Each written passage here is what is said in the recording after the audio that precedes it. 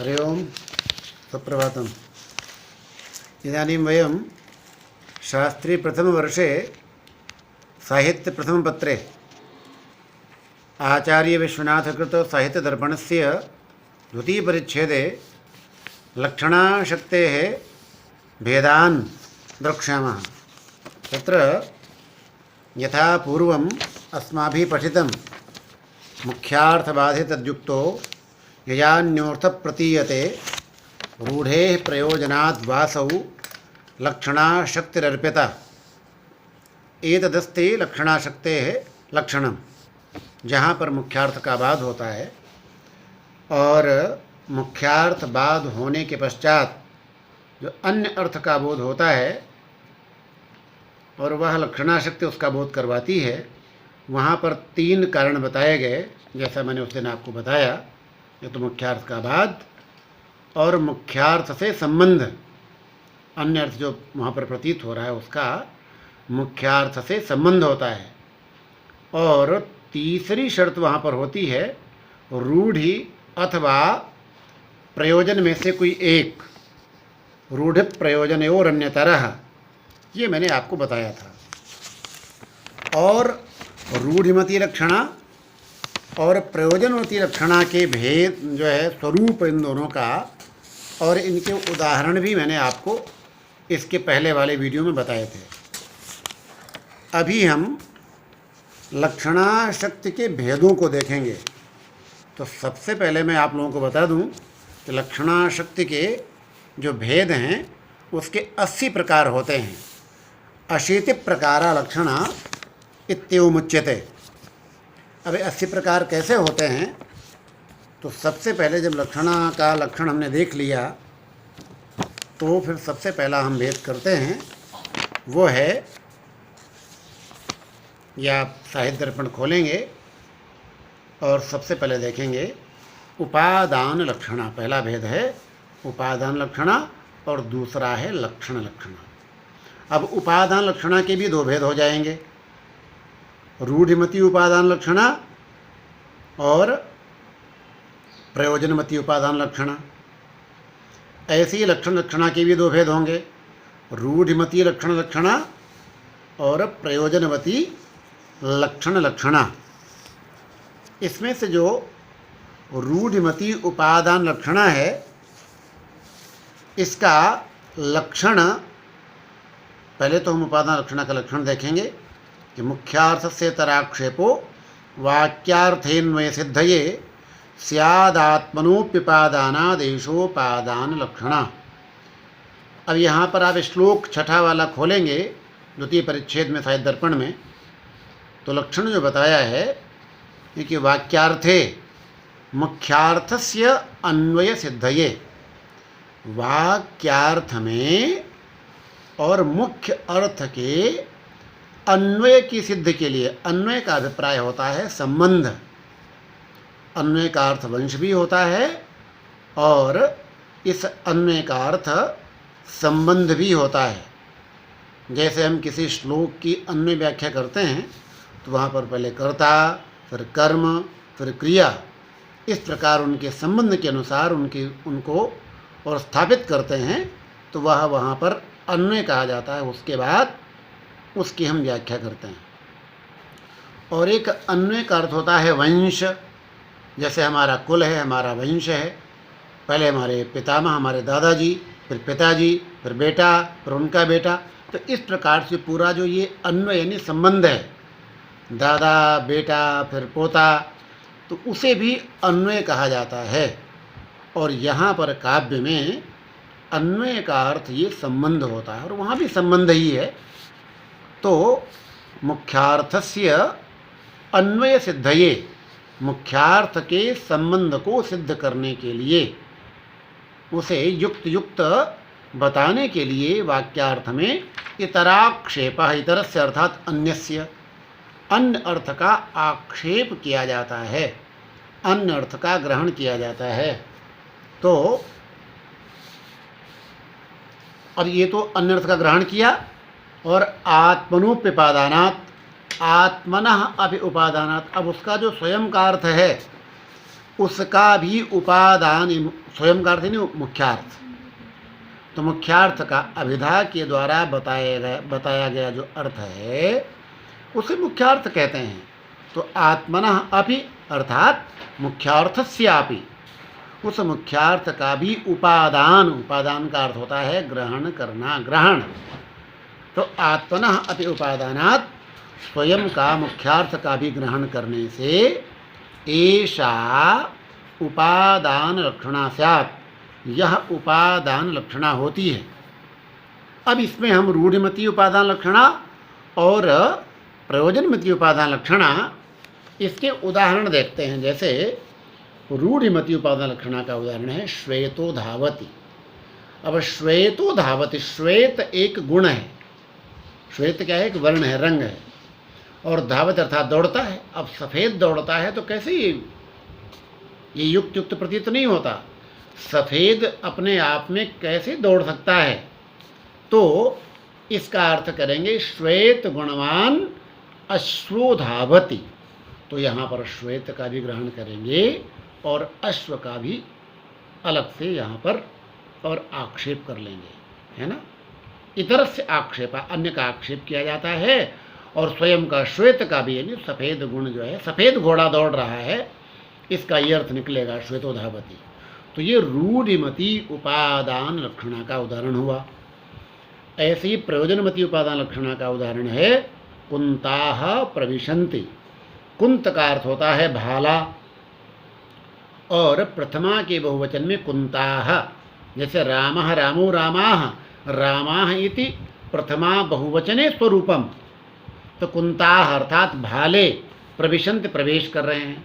अब भाला तो अपने आप में जड़ है, वो स्वयं प्रवेश कर नहीं सकता, तो फिर मुख्यार्थवाद हुआ।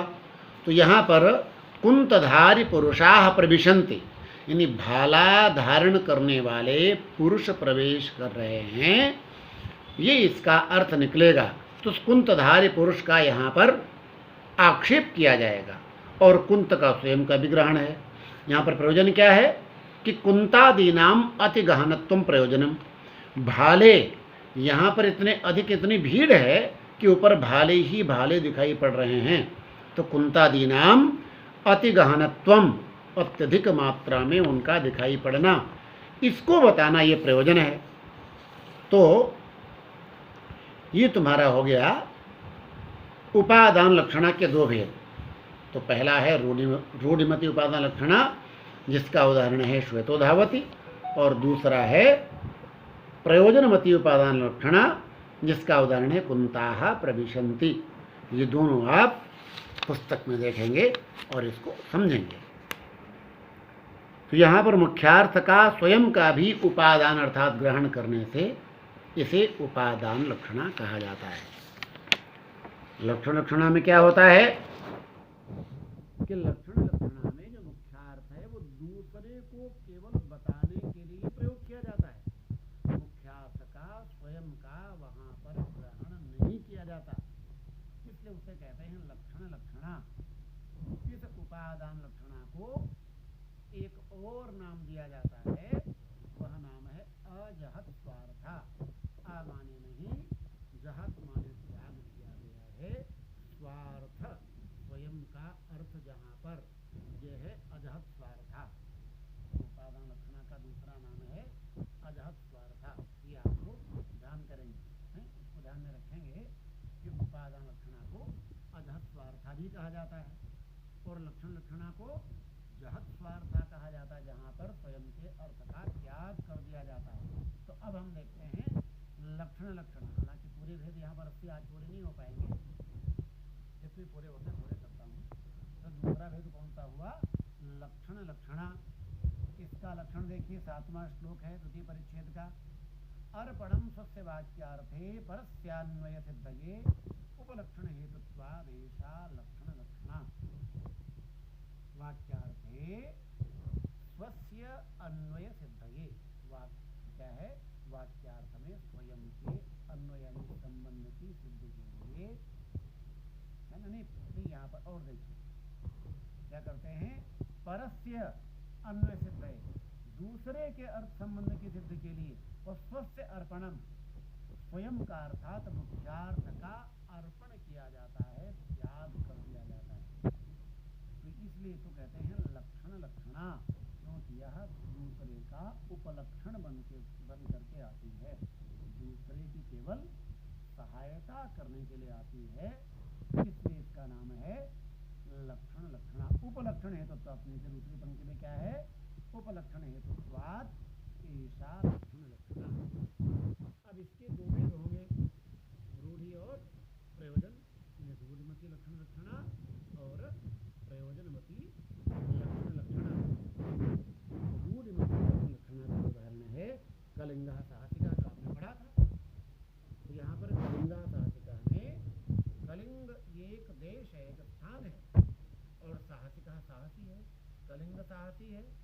अब कोई देश साहसी कैसे हो सकता है? कोई देश, कोई भी स्थान जो स्वयं में अचेतन है, उसमें चैतन्य है ही नहीं, तो उसमें साहस नामक जो गुण है, जो केवल किसी चेतन में रह सकता है, तो यहाँ पर मुख्यार्थ का अभाव हो गया कलिंगा साहसिका में।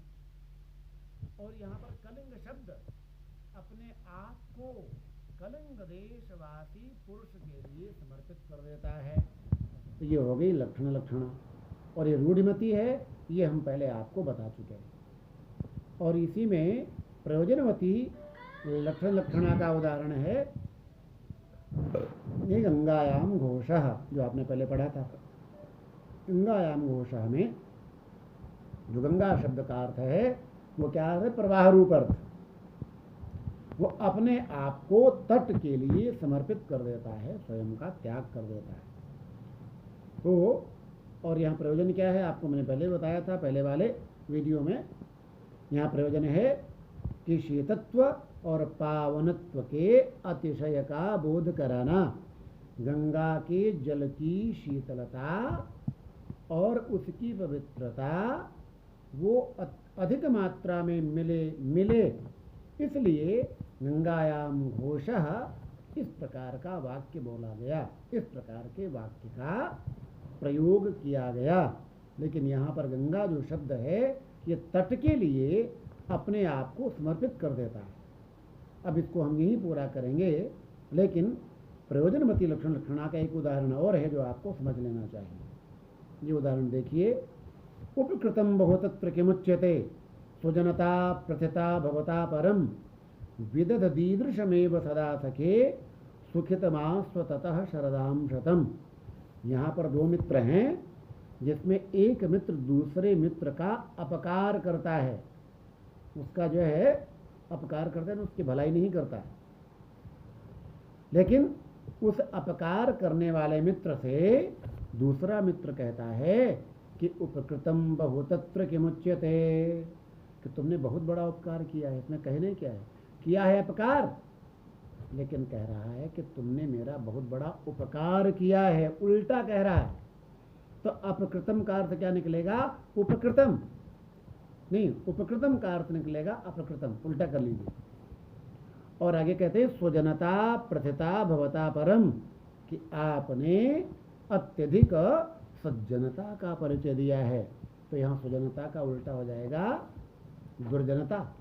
उसने अपकार किया है, उसने उपकार नहीं किया, तो दुर्जनता का परिचय दिया है।